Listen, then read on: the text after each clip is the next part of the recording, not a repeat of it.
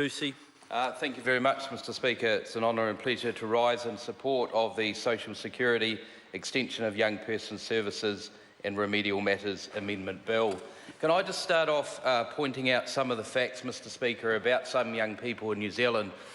We know when we look at the future liability of welfare dependency in New Zealand, 70% of those people went on the benefit before the age of 20.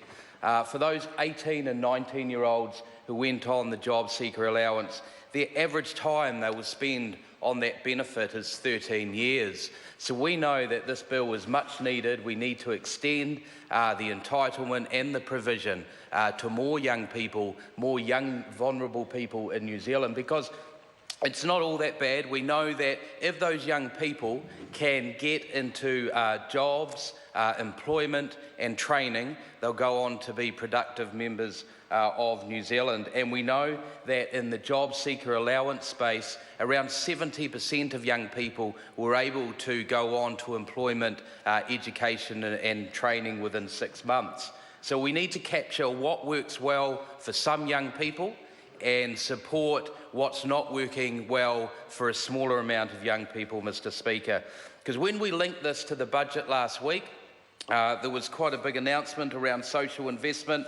The Minister announced $652 million into the social investment package. $61 million of that was specifically for this youth services package, to get young people, vulnerable young people, into employment, into training, giving them skills to go on and get employment and be productive members of New Zealand, Mr Speaker. Because this government takes this very seriously with our BPS target of reducing dependency on welfare by 25% and a future liability of over $13 billion to New Zealand taxpayers, Mr Speaker.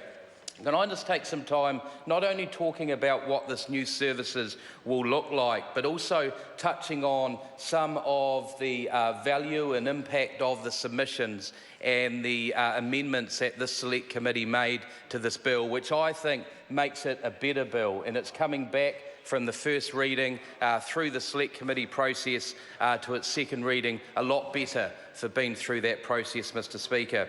We know that this youth service will have very definable outcomes of reducing young people and the risks they have of long-term dependency. They'll need to gain NCA level 2 and go on and have better social outcomes, not only for themselves, but a lot of these young people have children themselves. But when we talk about these young people, Mr Speaker, I think we've got to take a step back and appreciate how vulnerable these young people are and why it's needed that these wraparound youth services are required.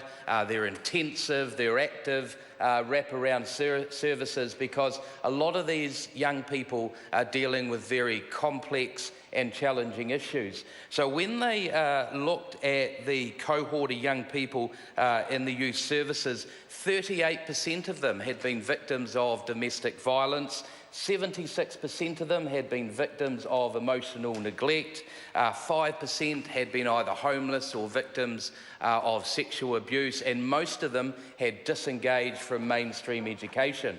And that's why we need to expand these services through this bill and give further entitlement and a greater population of young people able to access these intensive and active wraparound services. Because we know it works, Mr Speaker. When they reviewed the youth services, 4 out of 5 had gone on to get into education, training, full-time or part-time employment.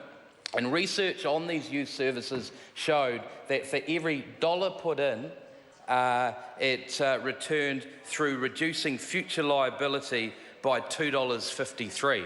That's a great social investment, Mr Speaker. A dollar put in reduced future liability for $2.53. But really what it did, Mr Speaker, it gave this group of vulnerable young New Zealanders hope that they were engaging in a framework of services where people were listening to them, understanding their needs and providing effective services that would allow them to go on, get the training, get the education, and they'll be productive members of New Zealand society, Mr Speaker. I just want to touch on some of the amendments through the select committee process. And one of the main themes that come out, we had 10 submissions, 3 of them were heard orally, was the lack of transparency about talking to young people when they'd been picked up on this risk assessment matrix, and also about their referral into young people's services.